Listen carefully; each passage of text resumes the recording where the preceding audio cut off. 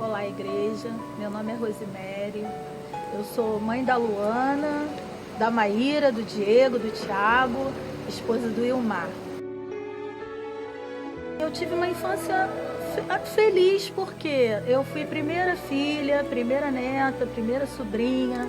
A minha mãe, ela sempre se disse católica, mas assim, eu fui batizada na igreja católica e fui batizada num centro espírita.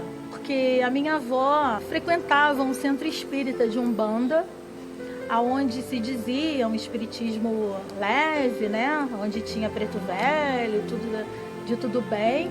Na época do Dia das Crianças, eu era levada pela minha avó nesse centro espírita para que a gente brincasse com as crianças, né? Que eram incorporadas ali. E eu lembro assim, eu comendo doce de santo, colando forminha na minha testa. E aquilo para mim era uma festa, né? Eu não tinha noção daquilo que eu estava fazendo.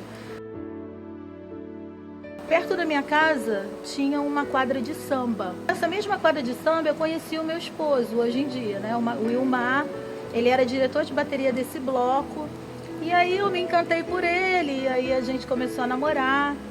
Eu com 18 anos, eu engravidei, e aí nós não tínhamos condições, achávamos que não tínhamos, né, condições de assumir essa criança, essa gravidez, e aí eu fiz um aborto, e uma coisa que marcou para o resto da minha vida, que foi ser curada aqui, né, pelo Espírito Santo de Deus, porque realmente é uma marca que fica. Ficamos noivos, e com 20 anos nós casamos.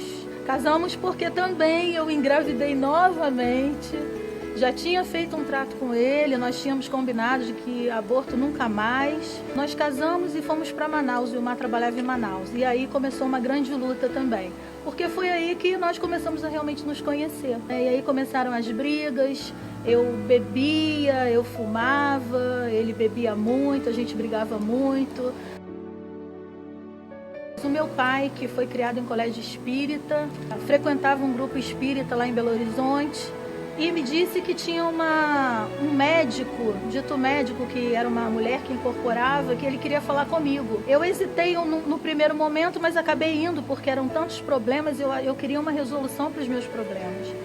E aí, chegando lá, ele disse que eu precisava ser tratada, e começou com um tratamento espiritual, inclusive na Luana, que era uma criança muito doente desde pequenininha. Me fazia entrar numa sala escura, deitar, fazia várias coisas, né? Como se fosse um médico mesmo. A Luana, como já tinha quase morrido também aos 2 anos de idade, porque ela teve várias complicações gastrointestinais, ele fez uma cirurgia espiritual na Luana.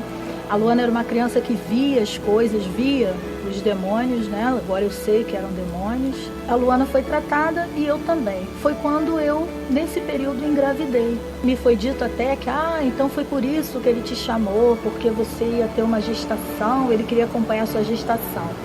E assim foi. Os 9 meses de gestação foram acompanhados por esse tal médico. Meu filho Rodrigo, meu primeiro menino, nasceu bem na maternidade. Com 15 dias de nascido, meu filho começou a convulsionar e foi internado, ficou uma semana em coma e veio a falecer com 25 dias. A minha filha Luana via esse médico indo lá em casa, falava às vezes, mamãe, tem um moço aqui, tem um moço mexendo na minha barriga.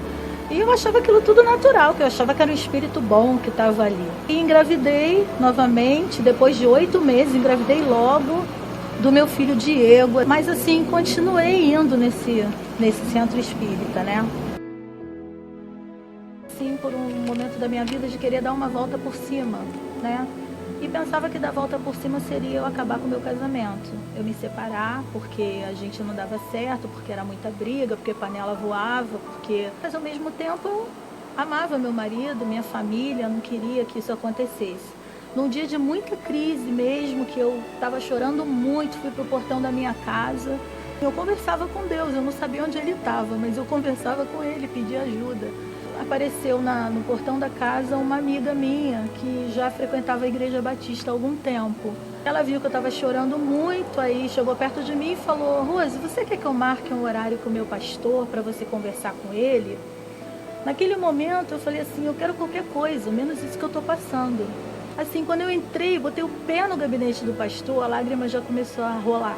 Foi como se, assim, como se eu estivesse voltando para um lugar de onde eu nunca deveria ter saído. Foi interessante, porque eu comecei a chorar e aí ele falou para mim, começou a falar de Jesus para mim, um Jesus que eu conhecia de ouvir falar, mas que naquele momento eu senti a presença dele de verdade, pela primeira vez na minha vida. Começou a orar comigo, perguntou se eu gostaria de entregar minha vida a Jesus naquele momento. Eu na mesma hora me ajoelhei e comecei a chorar muito e repeti as palavras, né, da oração de entrega com ele. Eu sei assim, que quando eu saí do gabinete do pastor, eu era uma nova pessoa realmente. Eu me senti leve, parecia que eu estava voando, uma sensação muito assim boa, né? Eu acho que a gente não é levado de uma vez só. Eu acho que como a carga em mim era muito grande, era muita coisa, Deus foi trabalhando com todo cuidado comigo, né? Foi um dia que eu revivi realmente, né? Eu sou uma nova pessoa. Eu comecei a caminhar na Igreja Batista, onde eu tive um pastor que eu tanto amo, o pastor Osíris Marques. Ele para mim representou muito na minha vida. Mas depois eu comecei a frequentar o Semente do Amanhã. Eu amo o meu pastor, eu vim com a bênção dele para cá. A minha cunhada Mariângela, que eu tanto amo, que é mais do que uma irmã para mim. Quando a Carlinha do Bruno tiveram muito presente na minha vida. Quando os irmãos da Igreja Batista fizeram um relógio de oração em prol da minha vida, porque eu voltei a beber, a fumar, a fazer coisas assim que, sabe, eu nunca imaginei na minha vida, e porque eu sabia que Deus tinha planos maiores para minha vida e o diabo tentou impedir essa minha caminhada. Hoje em dia eu tenho certeza que não são todos os caminhos que levam a Deus, né? Que eu tive por todos os caminhos possíveis e imagináveis, e a minha vida foi um rolo só por conta disso. E uma coisa que eu tenho aprendido, a gente tem que obedecer. Eu acho que a gente não deve pagar para ver. Eu paguei muito para ver na minha vida. E eu acho que essa mensagem que eu queria deixar para a igreja, sabe, gente? A obediência é tudo. A obediência à liderança, a obediência a Deus, a obediência a tudo, porque com a minha desobediência muita coisa, e muitas pessoas sofreram por isso, mas assim, hoje eu agradeço a Deus por ter essa revelação na minha vida. Obrigada, tá, igreja? Eu amo vocês, eu amo os nossos pastores, eu amo os meus discipuladores, Arlete, o Beto, eu amo todas essas pessoas que têm caminhado comigo, né, que tem sido mais do que irmãos na minha vida. Obrigada, igreja. Um beijo.